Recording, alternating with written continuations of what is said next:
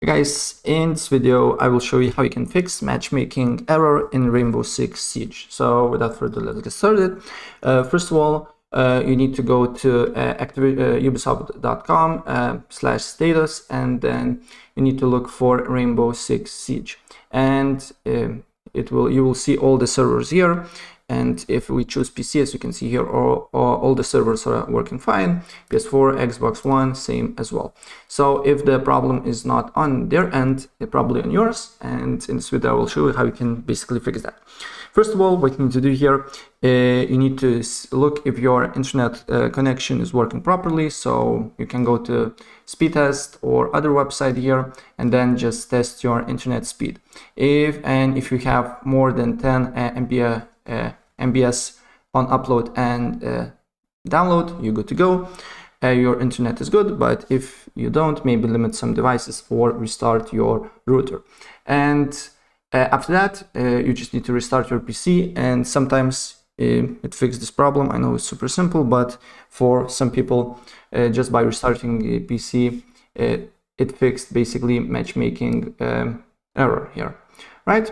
But if it's not the case, another thing that you can do here is to flash your DNS, and to do so, you need to just open up command prompt on administrator here, press yes, and here you just need to write IP config/flush DNS. And after that, then you need to enter another command, nesh winsock reset. And after that, you need to restart your computer, and you need to look if the problem persists or not. And if the problem persists, then on the bottom right corner, you should see system tray. You need to right click on it, on network and internet settings, then go to advanced network settings and reset your network.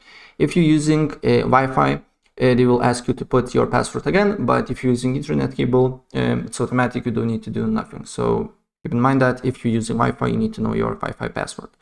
And after that, if the problem persists, another thing that you can do here is to go to more network adapter options. You will see your internet connection here. So right click on it, disable for a few seconds here. And after that, you just need to enable it. Then you need to go to properties here.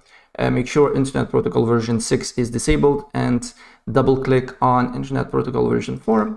And then select use the following DNS server addresses here. And on preferred DNS server, you just need to write 8.8.8.8. And on alternate DNS server, you need to write 8.8.4.4. Apply the changes, and the problem should be fixed if the problem is not on servers, right? So that's pretty much it. And if I helped you out, please press like button and subscribe for more. Take care. Bye.